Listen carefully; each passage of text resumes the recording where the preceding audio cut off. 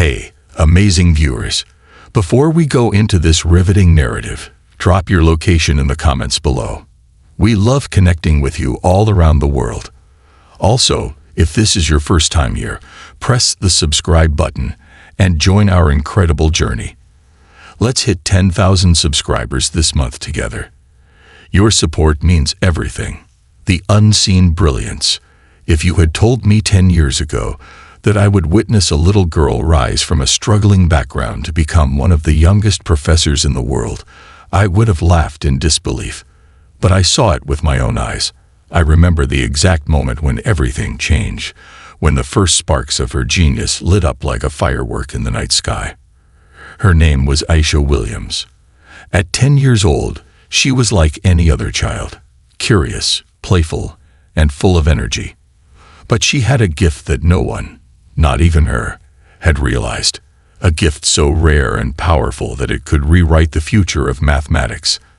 Aisha lived in a modest neighborhood, the kind where everyone knew everyone, where the streets smelled of home-cooked meals, and where children played until the streetlights flickered on.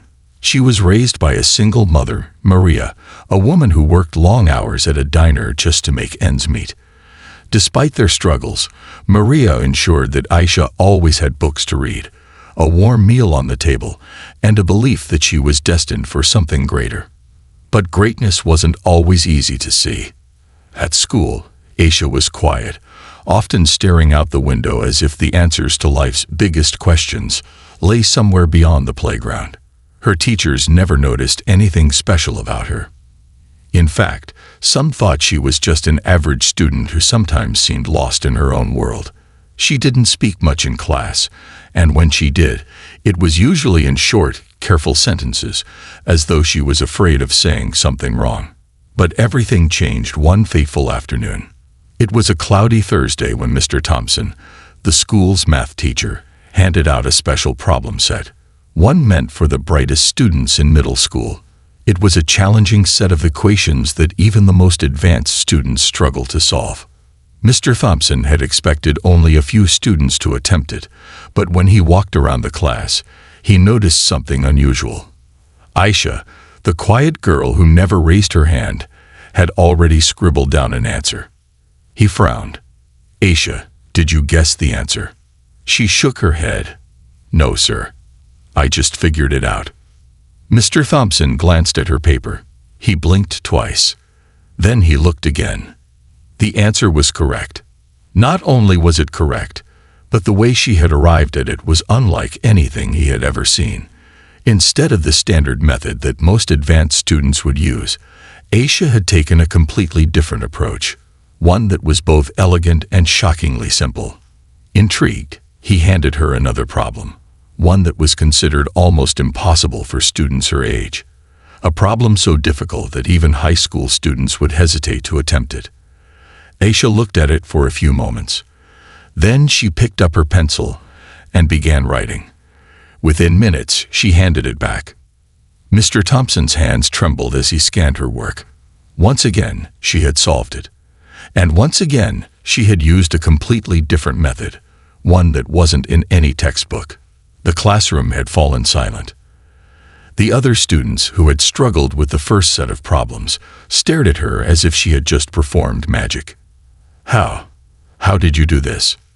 Mr. Thompson asked, his voice barely above a whisper. Aisha shrugged. "I just saw the answer in my head." For the first time in his 20 years of teaching, Mr. Thompson felt truly speechless. He knew, in that moment, that he wasn't just looking at an intelligent student. He was looking at a genius. That night, he couldn't sleep. He went through all of Aisha's past assignments, realizing that she had been hiding in plain sight. While her answers had always been correct, he had never noticed how differently she arrived at them. She had been quietly solving problems using logic that most mathematicians took years to master. The next day, he called Maria, Aisha's mother, and asked her to come in. Maria arrived looking tired, her apron still on from the morning shift at the diner. She sat across from Mr. Thompson, her eyes filled with worry. "Is everything okay?" she asked. Mr. Thompson took a deep breath. "Maria, Your daughter is a genius." Maria blinked. "I'm sorry." "What?" "Aisha isn't just good at math. She's exceptional. The way she sees numbers, the way she solves problems, it's beyond anything I've ever seen. She has a gift." Maria stared at him, struggling to process the words. But she's just a kid. I mean, I know she's smart. But she's more than just smart," Mr. Thompson interrupted. "She's on a completely different level. If she gets the right guidance, the right opportunities, she could do things the world has never seen before." Maria sat back, absorbing the weight of his words. For years, she had worked herself to exhaustion, hoping to give Aisha a better future. And now, the future was knocking on their door. But with it came questions, fears, and a world of unknowns. Could they afford special classes? Would people believe in Aisha? Would their struggles hold her back? Maria looked at her daughter, who sat quietly, doodling numbers on a napkin, as if it was the most natural thing in the world. And at that moment, she made a decision. Aisha's gift would not go unnoticed. She would do whatever it took to help her daughter rise. Little did she know, that decision would change their lives forever. The road to recognition. The first time Aisha was invited to a university mathematics seminar, she didn't even realize what it meant. She was 10 years old, still tying her shoelaces in double knots and begging her mother for extra playtime after school.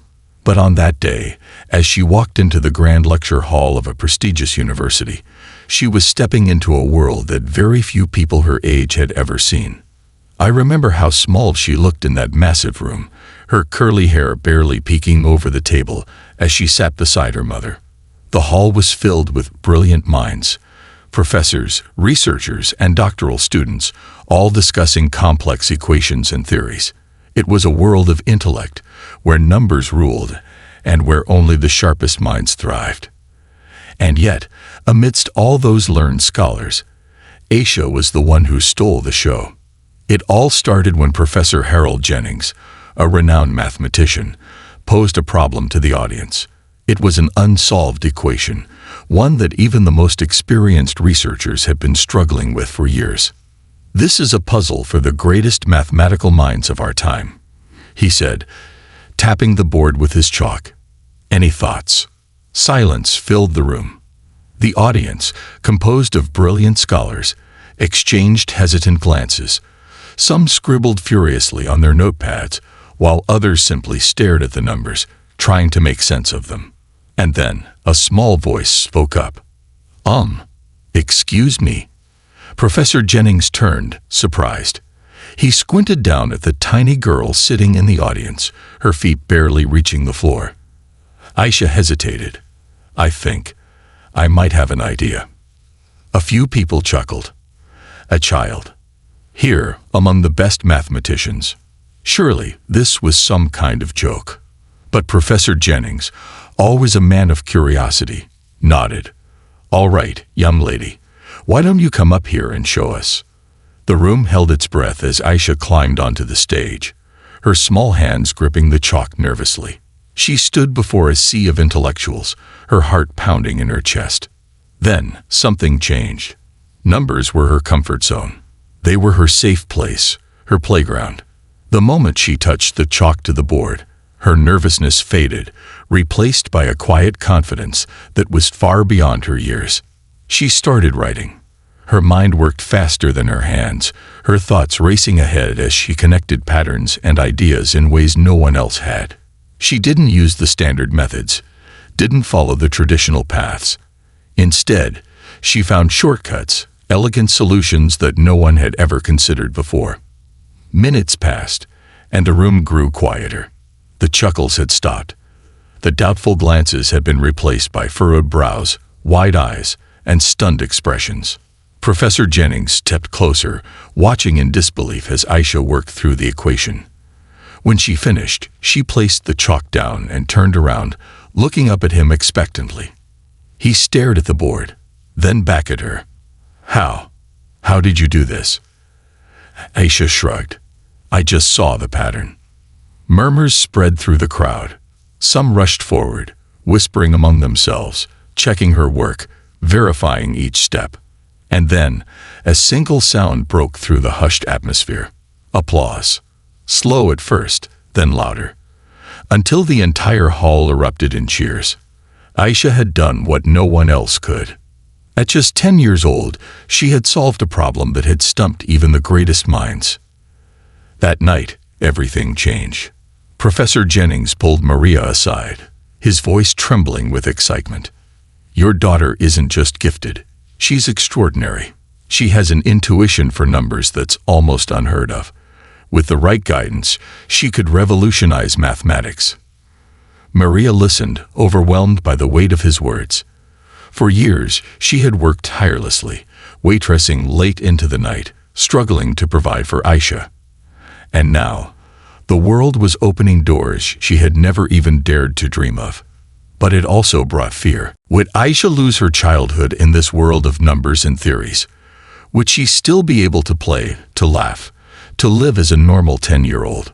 She voiced her concerns to Professor Jennings. He smiled. "She's still a child, and she should enjoy her childhood. But I promise you, Maria, if we nurture this gift, your daughter's name will be remembered in history." It was a promise too big to ignore. So, with her mother's blessing, Aisha began a new journey. By day, she was still a 5th grader, eating lunch with her classmates, playing hopscotch, and laughing at silly jokes. But by night, she was something else entirely. She attended advanced math classes at the university, surrounded by students twice her age. She worked through problems that seasoned mathematicians struggled with. She spent hours solving equations, discovering new patterns, pushing the boundaries of what was thought possible. The news spread. Journalists came knocking, eager to tell the world about the child prodigy. Newspapers printed her story. TV interviews followed. People from all over the country marveled at the little girl who could do what adults could not. But through it all, Aisha remained unchanged. She was still just a girl who loved numbers, still the daughter of a hardworking mother who reminded her, every single day, that she was more than just a genius. She was a person, a human being who deserved love, laughter, and happiness. And though the world was amazed by her mind, Maria made sure that her heart remained just as brilliant. Because genius is rare. But a genius with kindness, that's a miracle. The burden of brilliance. I wish I could tell you that Aisha's journey was all success and celebration. That her gift opened doors, and that those doors led to nothing but greatness. But life isn't that simple. Genius is a double-edged sword. And for Aisha, the weight of being extraordinary started to press down on her in ways no one had expected. It was supposed to be just another class at the university. By now, Aisha had become a familiar face among the math professors and graduate students. She was no longer a novelty. She was a phenomenon. At just 11 years old, she was sitting in lecture halls meant for PhD candidates, listening to some of the most complex mathematical discussions in the world. But that day, something was different. She had been given a new challenge, an advanced theorem that had puzzled even the most brilliant minds in the field. Aisha took her time, quietly working through the numbers, her pencil scratching against the paper with the same focus she had always had. Then she saw it. A flaw in the theorem, a mistake that no one else had noticed. She raised her hand. "Excuse me, Professor, but I think there's an error in the proof." The room went silent. Professor Graham, a respected mathematician who had spent years developing that theorem, turned to look at her. His expression was unreadable. "Explain," he said, his voice cold. Aisha hesitated. There was something in his tone that made her uneasy, but she swallowed her nerves and pointed to the board. "Right here, the pattern breaks. The logic doesn't hold up beyond this step." Murmurs spread through the class. The other students leaned in, glancing at the board, then back at Aisha. Professor Graham walked over, examining her notes. His jaw tightened. She was right. But instead of acknowledging it, he turned to the class and said, "This is why children shouldn't be in adult discussions. You might be clever, Aisha, but you don't understand the full complexity of what we do here." The words hit her like a slap. Aisha shrank back in her seat, her confidence deflating. She had proven her point, but instead of praise, she had been met with resistance. It was the first time she realized that brilliance wasn't always welcomed. That sometimes people weren't ready to accept that genius could come in the form of a young girl with bright eyes and messy handwriting. And for the first time in her life, she felt the sting of doubt. Maria noticed the change in her daughter immediately. At home, Aisha was quieter. She still did her math, still filled notebook after notebook with numbers and patterns, but something was different. One evening, Maria sat beside her on the couch. "Talk to me, sweetheart. What's wrong?" Aisha hesitated before whispering, "I think people don't like it when I'm smarter than them." Maria's heart ached. She had always known this day would come. The world loved prodigies until those prodigies challenged the status quo. People admired brilliance until it made them feel small. She pulled Aisha close, brushing a strand of hair from her face. "Baby, being special isn't always easy, but that doesn't mean you stop being who you are. But what if they don't accept me? Then we make our own path." It was a promise, and Maria intended to keep it. A few months later, an unexpected opportunity arose. A prestigious university overseas had heard about Aisha. They wanted to offer her something unheard of, a full academic scholarship, with access to some of the greatest minds in mathematics. It was a dream come true, but it also meant leaving everything behind. Their small apartment, Maria's job, their friends, the life they had built. Maria sat at the kitchen table, staring at the letter in front of her. "Are you sure this is what you want?" she asked. Aisha nodded. "I want to learn. I want to be somewhere where I don't have to prove that I belong." Maria took a deep breath. She had always known that Aisha was meant for bigger things, that one day the world would call her away, but knowing it didn't make it any easier. Still, she smiled and said, "Then let's do it." And just like that, their lives changed again. They packed up everything they owned, said goodbye to the neighborhood that had been their home, and boarded a plane toward a future unknown. A genius in exile. I'll never forget the look on Aisha's face when we landed in Cambridge. She was just 11 years old, standing in a world that was both foreign and familiar, a world built for minds like hers. The air was crisp, the streets lined with buildings that had stood for centuries, their walls echoing the voices of some of history's greatest thinkers. This was where Newton once walked, where minds that shaped the course of humanity had debated theories that changed the world. And now, a little girl from a small neighborhood in America had come to leave her own mark. But genius doesn't always guarantee belonging. The first few weeks were exhilarating. Aisha was surrounded by people who spoke her language, the language of numbers, patterns, and logic. She had access to mathematical problems that had challenged scholars for generations. Professors marveled at her insight, and newspapers celebrated her as a child prodigy, the girl who had rewritten the rules. But there was a cost. She wasn't just a student. She was an anomaly, the youngest in every room, the smallest figure in lecture halls filled with adults. Her classmates were mostly men in their 20s and 30s, pursuing doctorates while she, barely a middle schooler, sat among them. The admiration she received wasn't always warm.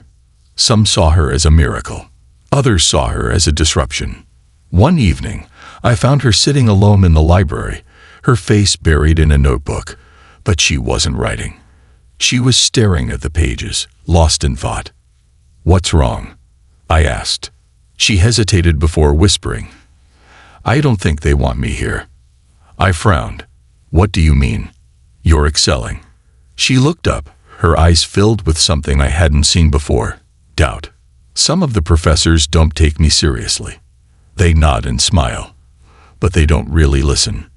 And the students," she hesitated, "they act like I don't belong. Like I'm just here to entertain them." It wasn't new. The world adored child prodigies when they were performing tricks, solving impossible problems in front of cameras. But the moment they challenged the system, the moment they became more than just a novelty, the world didn't quite know what to do with them. "They're intimidated by you," I said. Aisha sighed. "I don't want to intimidate people. I just want to do what I love." And that was the heart of it. She never wanted to be special. She never asked to be called a genius. She just loved math. Things reached a breaking point when she was invited to a closed-door debate among the university's top mathematicians. It was supposed to be an honor, a chance for her to prove herself among the greatest minds. But from the moment she stepped into the room, she could feel it. The weight of their expectations, the silent judgment in their eyes. Professor Ellington, a towering figure in the field, leaned back in his chair. "All right, young lady, let's see what you've got." The topic was an advanced discussion on prime number theory, something Aisha had already studied extensively. She listened, took notes, and when the moment came, she spoke up. She didn't just contribute, she revolutionized the conversation. She pointed out flaws, suggested alternative approaches, and by the end of the session, even the most skeptical minds were taking notes on her ideas. It should have been a victory. But the backlash was swift. "That's not how things are done here," one professor muttered under his breath as she walked past. "She's just a child," another said. "She doesn't understand the complexities." Despite her brilliance, despite the undeniable proof of her intellect, there were those who refused to accept her, and it hurt. She stopped attending discussions, stopped answering questions in class. She began to retreat into herself, spending more and more time alone. Maria saw it too. One night, she sat beside Aisha on the couch, just like she always had. "Talk to me, sweetheart." Aisha sighed. "I feel like no matter how much I prove myself, it's never enough." Maria wrapped an arm around her. "Baby, listen to me. People fear what they don't understand, and they don't understand you yet. But that doesn't mean you stop. I just want to be normal." Maria smiled softly. "You were never meant to be normal." Aisha stared at her hands. "Then what am I supposed to do?" Maria cupped her daughter's face, looking her in the eyes. "You show them why they need you." And so, Aisha made a choice. She wouldn't wait for approval. She wouldn't ask for permission. She would prove, once and for all, that she belonged. Her opportunity came when she stumbled upon a complex problem in the university archives, one that had remained unsolved for decades. It was a mathematical paradox that had baffled experts. Some called it impossible. Others said it was nothing more than an illusion, a dead end in the field of theoretical mathematics. But when Aisha looked at it, she saw something different, a pattern, a connection no one else had seen. For weeks, she worked in silence. She skipped social events, skipped interviews. She locked herself in her dorm room, filling whiteboards with equations, chasing an answer that no one believed existed. And then, she found it. It was elegant, beautiful, a breakthrough that could change everything. She rushed to Maria, breathless, holding up her notes. "Mom, I did it." Maria, who had always believed in her daughter even when the world didn't, simply smiled. "I never doubted you for a second." But the real test was still ahead. Would the world finally see her for who she was? Or would they turn their backs on her brilliance once again? The equation of destiny. I remember the day everything changed. The day a girl, a child prodigy once dismissed as a novelty, forced the world to acknowledge her brilliance. Aisha stood in the grand lecture hall once again. But this time, she wasn't just an observer. She wasn't just a guest among scholars. She was the speaker, the topic, her solution to an unsolvable problem. The hall was filled to the brim. Some came out of curiosity, others out of skepticism. There were journalists, professors, even a few of the same mathematicians who had once doubted her. She stood at the podium, still just 12 years old, her small hands gripping the edge of the wooden surface. Her heartbeat thundered in her chest, but she refused to let the fear show. She took a deep breath and began. The first 10 minutes were filled with whispers, murmurs of disbelief as she explained the paradox and the flaw in its original assumptions. Some dismissed her immediately, unwilling to believe that a child could see what generations of mathematicians had overlooked. But then she moved to the equations. She didn't just solve the problem. She redefined the way people understood it. The elegance of her approach was undeniable. It was the kind of breakthrough that sent ripples through the academic world, the kind that people would study for decades. By the time she finished, the room was silent. Completely, utterly silent. Then someone stood up. Professor Ellington, the same man who had once dismissed her, slowly walked toward the board, eyes scanning her proof. His fingers traced the steps. His lips moved as he worked through each calculation, verifying every conclusion. Then he turned around, looking at her with an expression no one had ever seen on his face before. Respect. She's right, he whispered. The room erupted. Some rushed forward, wanting to shake her hand. Others sat in stunned silence, absorbing the magnitude of what had just happened. Maria, sitting in the front row, covered her mouth with her hands, tears streaming down her face. Her daughter had done it. She hadn't just proven her worth. She had changed the game. Overnight, Aisha became more than just a prodigy. She became a revolutionary. Her paper was published in the world's most prestigious mathematical journal. Universities across the globe wanted to work with her. Grants, scholarships, and invitations poured in from institutions that had once ignored her existence. And yet, through all of it, Aisha remained the same. She still preferred solving equations in the quiet of her room rather than standing in the spotlight.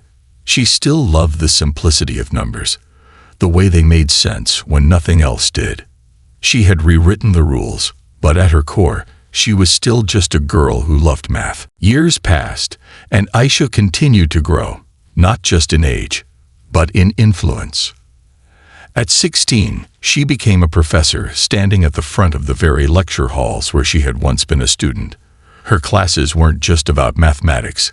They were about resilience, about challenging the world that tried to put limits on potential.